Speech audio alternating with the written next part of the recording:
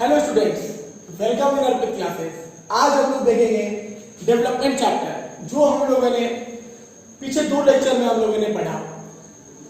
कुछ बच्चे का उसमें डाउट्स भी था, मैंने उनको ग्रुप में समझा दिया है।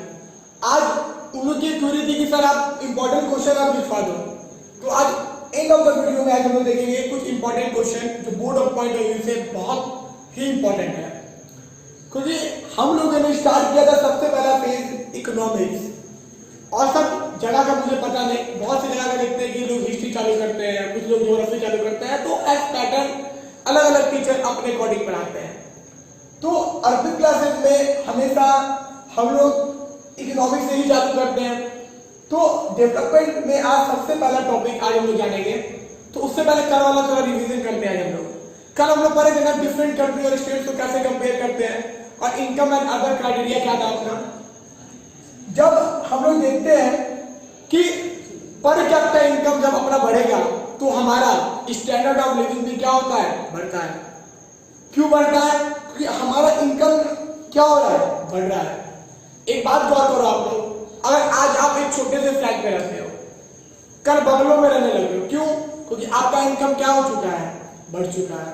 कल मैंने एक एग्जाम्पल बताया था शक्कर और विलास के बारे में, वो 9th क्लास का ही एग्जाम्पल है।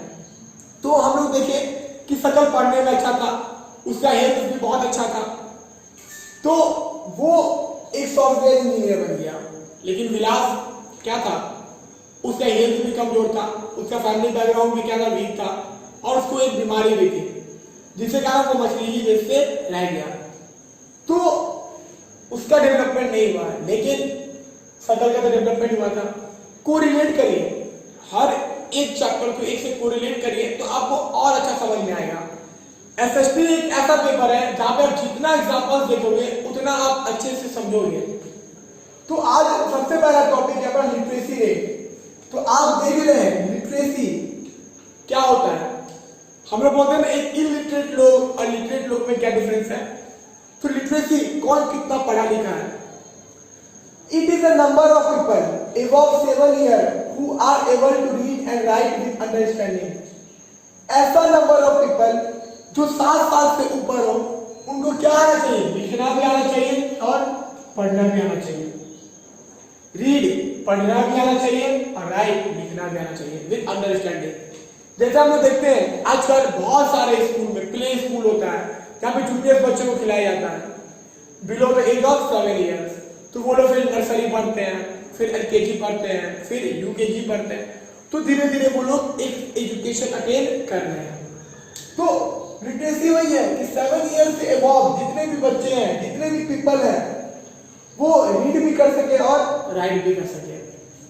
आगे इन्फेंट मोर्टेलिटी रेट, IMR, इसका शॉर्ट फॉर्म हम लोग लिखते हैं।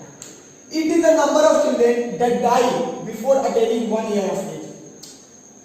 1 साल के कम या अप टू 1 year के बच्चे अगर 1 साल बॉर्न होते ही मर जाते हैं तो उसी को हम क्या बोलते हैं, infant mortality rate as the proportion of 1000 lives in a birth a year। ये इसका डेफिनेशन है। It is the number of children that die before attaining 1 year of age। 1 year age attain करने के साथ वो बच्चे क्या हो जाते हैं, डेथ कर जाते हैं। ये आपका इन्फेंट मोर्टेलिटी रेट है। तो आप लोग का एक बीमारी सुने होंगे मैल न्यूट्रिशन के बारे में, कुपोषण जिसको बोलते हैं, वो भी बहुत ज्यादा पहले था देश में। तो उसके कारण बहुत लोग मरते हैं। इनफैक्ट खाना ही नहीं पेट में जाएगा तो आदमी जिएगा कैसे। अब आगे नेट अटेंडेंस रेशियो। तो अटेंडेंस याद आ रहा होगा आप लोग कुछ, आप लोग स्कूल जाते हैं तो आपका अटेंडेंस बनता है, टीचर्स आपको बोलती है कि 75% अटेंडेंस होना कंपलसरी है। क्यों भाई? वो सीबीएसई का रूल्स रेगुलेशन है, गाइडलाइंस है वगैरह। तो यस जी हाँ, आप कोचिंग इंस्टीट्यूट में भी पढ़ते होंगे, वहां भी आपका अटेंडेंस बनता है। जैसे आजकल ना बहुत सारे बड़े बड़े इंस्टीट्यूट में क्या होता है, बायोमेट्रिक अटेंडेंस बनता है, बारकोटा नागपुर वगैरह में पढ़ते हो तब। तो नेट अटेंडेंस रेशियो क्या होता है, it is the total number of children of age group of 14 and 15 of age group of 14 and 15 attending the school as a percentage of total number of children in the same age group. 14 से 15 साल वाले बच्चे school attend करते हैं total, तो उसका attendance बनता है। क्या बन रहा है, अटेंडेंस। तो इसी को हम लोग क्या बोलते हैं, net attendance ratio. It is the total number of children of age group of 14 and 15. 14 और 15 एज ग्रुप वाला बच्चा attending a school as a percentage of total number of children in the same age group. देखिए हम लोग बोलते हैं class 7 में 40 बच्चे हैं, क्या 40 में 40 हमेशा आते हैं क्या? कभी कभी आ भी जाते हैं एग्जाम टाइम में। किसी का 50 स्टूडेंट है माने 48 है, तो ग्रुप ऑफ टोटल कितना है 50, अटेंडेंस कितने का बन रहा है 48 का। तो हम लोग क्या बोलते हैं majority of the student school में क्या है अवेलेबल है। आई बात समझ में? आई बात समझ में आपको? चलिए अब आगे हम लोग देखेंगे पब्लिक फैसिलिटीज के बारे में। तो इससे पहले अपन लोग देखें literacy rate, net attendance ratio,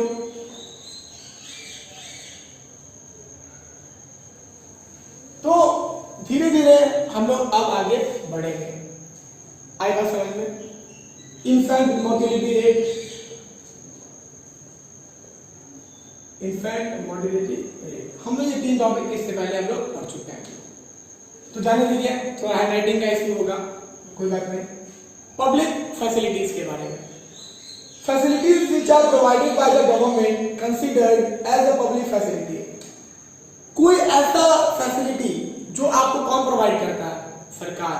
government का मतलब सरकार। याद करिए अभी जिस सिचुएशन में हम लोग सफर कर रहे हैं कोविड-19, तो आप लोग देख रहे हैं बहुत सारे लोग जो भी अगर आपके आसपास में रहते हैं, कुछ लोग को अनाज नहीं मिल पा रहा है, या कुछ ऐसे लोग जो फुटपाथ पे सोते हैं जिनके पास खाने पीने का सामान नहीं रहता है, कुछ फाउंडेशन वाले और गवर्नमेंट वाले उनको क्या दे रहे हैं फैसिलिटी प्रोवाइड कर रहे हैं। 2 टाइम मील्स और 3 time meals at a day उनको प्रोवाइड किया जा रहा है। बिकॉज कि हम लोग ऐसा सिचुएशन पे हैं अभी कि यहाँ पे दिक्कतें बहुत है। जैसे अगर दिक्कत अभी आई है बहुत ज्यादा, आप भी देख रहे हैं क्योंकि आप भी घर में और हम भी घर में हैं, केसेस इंक्रीज हो रही है, क्योंकि हम लोग बहुत सारे ऐसे लोग हैं जो सोशल डिस्टेंस को मेंटेन नहीं कर रहे हैं। एक्चुअली हम लोग को आदत लग गया है क्या बाहर जाने का, सरकार जितना भी अनाउंस कर दे नहीं हम लोग को तभी बाहर जाना है, जिसके कारण कुछ वायरस फैल रही है। तो अब उस पर डिटेल में नहीं जाते हैं हम लोग। अब पब्लिक फैसिलिटी देखते हैं। स्कूल मिलता है सरकार की तरफ से आपको, इसको हम बोलते हैं सरकारी school, government school. Community hall मिलता है, ट्रांसपोर्ट फैसिलिटी मिलता है, इलेक्ट्रिसिटी मिलता है। आजकल देख रहे हैं इलेक्ट्रिसिटी क्या बहुत अच्छा इलेक्ट्रिसिटी चल रहा है बिहार में। अप्रोक्सीमेटली 22 to 23 आवर्स इलेक्ट्रिसिटी हम लोग को मिल रहा है। पहले तो थोड़ा अच्छा हुआ सिचुएशन। तो पब्लिक फैसिलिटी ये पब्लिक के लिए है, आम जनता के लिए है ये। अब आगे सस्टेनेबिलिटी ऑफ डेवलपमेंट। यस, ये बहुत वीवीआई टॉपिक है, ये हमेशा एग्जाम में पूछता है, हमेशा। यही टॉपिक ना आपके ज्योग्राफी में भी है, चैप्टर 1 जियोग्राफी, चैप्टर 1 रिसोर्सेज। क्या टॉपिक है? सस्टेनेबिलिटी। क्या है टॉपिक? Sustainability of development. हम लोग ना कोई रिसोर्सेज यूज करते हैं, उसको इस प्रकार से यूज करिए कि फ्यूचर में उसका इफेक्ट नहीं पड़े। कुछ ऐसा रिसोर्सेज होता है जो अभी यूज करते वो खत्म हो जाता है, जिससे क्या होता है आने वाले जो जनरेशन है उन लोगों को बहुत सारा दिक्कत होता है। लाइक कोल एंड पेट्रोलियम, आप देखते हैं उसको मिलियंस ऑफ ईयर लगता है क्या करने में, फॉर्मेशन करने में। लेकिन अगर भाई आप सोलर एनर्जी यूज करिए तो आपको कोई दिक्कत होगा? आपको कोई भी दिक्कत नहीं होगा। कारण क्योंकि वो आपको डेली मिलता है। जैसे आप सोलर कुकर देखते हैं, सोलर प्लेट देखते हैं। इंडिया में एक ऐसा स्टेडियम है चेन्नई बेंगलोर का कि जहां पे पूरा स्टेडियम को सोलर प्लेट से पूरा लाइटिंग कर दिया गया है। जब भी वहां मैच होती है वो पूरा मैच वहां पे उसी के बदौलत चलता है। तो वो सस्टेनेबिलिटी ऑफ डेवलपमेंट है। इंडिया में हम लोग आजकल देख रहे हैं बहुत तेजी से हम लोग डेवलप हो रहे हैं धीरे धीरे। तो इसके लिए आपको क्या चाहिए? आपको ये चाहिए कि आप अपना रिसोर्सेज का प्रॉपर यूज करिए। प्रॉपर यूज करने का मतलब क्या होता है? Optimum utilisation of resources. Optimum use करिए आप इसको। फॉर एग्जाम्पल जैसे अभी मैंने एक शर्ट पहना हुआ है, तो ये शर्ट अभी बिल्कुल म्यूट टाइप है, ये कब तक हम यूज करेंगे? जब तक ये फटे नहीं। अगर ये छोटा हो जाएगा तो भाई खोल के हम इसको फोल्ड कर सकते हैं, क्या किसी को मालूम चलने वाला है क्या? नहीं। तो उसका हम लोग प्रॉपर यूटिलाइजेशन करते हैं। और आप लोग के लिए सबसे अच्छा एग्जाम्पल क्या बनता है ना, आप लोग स्टूडेंट है अभी, मैंने कोई हॉस्टल में रहते हैं या पीजी वगैरह में रहते हैं, तो वो ना एक टूथपेस्ट खरीद लीजिए किसी भी कंपनी का, फॉर एग्जाम्पल हम लोगों ने पतंजलि ले लिया, तो वो इतना जब खत्म होता है ना हम लोग क्या करते हैं उसको काट देते हैं कैंची से, और फिर अगले दिन निकाल के 2-3 दिन उसको क्या करते हैं प्रॉपर यूज करते हैं। क्यों? हम लोग को क्या चाहिए? प्रॉपर यूटिलाइजेशन, मतलब ऑप्टिमम यूटिलाइजेशन ऑफ रिसोर्सेज। कारण कि जब तक वो पूरा नहीं खत्म हो जाए तो हम लोग को फुलफिल सेटिस्फैक्शन नहीं होता, पूरा सेटिस्फैक्शन। फिर हम लोग चॉकलेट भी खाते हैं, मैंने चॉकलेट गल गया तो उससे रैपर करा हम चाट लेते हैं। फॉर एग्जाम्पल एक और, जैसे आपने पानी पूरी खाते होंगे, भैया एक पापड़ी और देना, जब तक वो पापड़ी सूखा नहीं देगा तो हम लोग को सेटिस्फैक्शन पूरा नहीं मिलता है। तो ऑप्टिमम यूटिलाइजेशन हुआ या नहीं हुआ? रिसोर्सेज का हम लोग क्या कर रहे हैं? प्रॉपर यूटिलाइजेशन कर रहे हैं। तो आप समझ रहे होंगे सर ऐसा एग्जांपल क्यों दे रहे हैं? कारण कि एक ऐसा एग्जांपल देने से आपके दिमाग में एग्जांपल क्या हो जाएगा? बिल्कुल सेट हो जाएगा और आप अच्छे से इसको कोरिलेट कर सकते हैं टॉपिक से। सस्टेनेबिलिटी वही कि एक ऐसा रिसोर्स, आप ऐसे रिसोर्सेज को इस्तेमाल करिए कि फ्यूचर जनरेशन में कभी भी उसका इफेक्ट नहीं पड़े और कभी भी वेस्ट नहीं करिए रिसोर्सेज को। क्योंकि हम लोग देख रहे हैं हमारा पॉपुलेशन बहुत ज्यादा है और रिसोर्सेज हमारा क्या है? बिल्कुल रिसोर्सेज क्या अपना लिमिटेड है। अब आप बोलोगे सर आप इकोनॉमिक्स से ज्योग्राफी में जा रहे हैं। सर नहीं, हम ज्योग्राफी में नहीं जा रहे हैं, टॉपिक ज्योग्राफी में भी आता है। तो आप अभी जान लोगे तो आगे आपको दिक्कत नहीं आने वाली है, क्योंकि मेरा पढ़ाने का यही तरीका है, जो टॉपिक जहां जहां है हम उसको डिटेल यही कर देते हैं। कारण बच्चे को वो हमेशा याद रखता है। बोर्ड एग्जाम में सस्टेनेबिलिटी ऑफ डेवलपमेंट पूछा गया है, हमेशा पूछता है लगभग एग्जाम में। अब वेरियस सैंपल पेपर सॉल्व करते हैं, बहुत सारे इंस्टीट्यूट वाले सॉल्व करवाते हैं लाखों sample paper, like Oswal, future track, together with, Arihant. क्यों? क्योंकि इसमें वेरियस क्वेश्चन रहता है। हम लोग भी सॉल्व करवाते हैं, ऐसा नहीं कि हम लोग भी कोचिंग इंस्टीट्यूट में सॉल्व नहीं करवाते हैं, हम लोग भी सॉल्व करवाते हैं, बट हम लोग एनसीईआरटी पे ज्यादा फोकस करते हैं बिकॉज वो सारे क्वेश्चन बहुत इंपॉर्टेंट मायने रखती है आपके लिए। तो आज हम लोग करें literacy rate, net attendance ratio, infant mortality rate, public facility और सस्टेनेबिलिटी ऑफ डेवलपमेंट। इतना चैप्टर में, इतना ही टॉपिक में ये चैप्टर पूरा आपका बना हुआ है क्या? डेवलपमेंट। आई बात समझ में? तो डेवलपमेंट क्या, आपका विकास कैसे होगा, आप कंपेयर कैसे करते हैं किसी भी स्टेट को और कंट्री को। कंपेयर करने का मैथ एक तरीका था, कल मैंने बताया था लेक्चर में आपको, क्या? Per capita income. आपको मनी के अलावा भी बहुत कुछ चाहिए होता है, लाइक रिस्पेक्ट, जॉब सिक्योरिटी। एक एग्जाम्पल भी मैंने बताया था कि कहीं पे सैलरी ज्यादा मिल रहा है और जॉब सिक्योरिटी नहीं है, या कहीं पे सैलरी कम मिल रहा है और जॉब सिक्योरिटी आपके पास है, तो आप क्या चूज करोगे? ये तो आपके ऊपर डिपेंड करता है। तो अब क्वेश्चन लिखेंगे, कुछ इंपॉर्टेंट क्वेश्चन अभी लिखवाएंगे। चलिए अब हम लोग कुछ क्वेश्चन लिखते हैं इंपॉर्टेंट। अब हम लोग कुछ इंपॉर्टेंट क्वेश्चन लिखेंगे। पहला, हम लोगों ने जितना टॉपिक अभी कवर किया है, अगर कुछ टॉपिक छूट गए हो तो आप मुझे कमेंट कर दे, मैं वो टॉपिक के भी लेक्चर्स आपको अपलोड कर दूंगा बना के, कोई दिक्कत नहीं है मेरे लिए, बहुत खाली टाइम है अभी अपने पास। तो what is the meaning of development? Development का मीनिंग क्या होता है? तो आप यहाँ पे डेफिनेशन लिख दोगे डेवलपमेंट का। Explain the two aspect of development, आप टू एस्पेक्ट भी लिख सकते हो, इसका क्वेश्चन ही है पूरा, लिखना पड़ेगा आपको। What is the sustainable development? अभी पता है सस्टेनेबल डेवलपमेंट।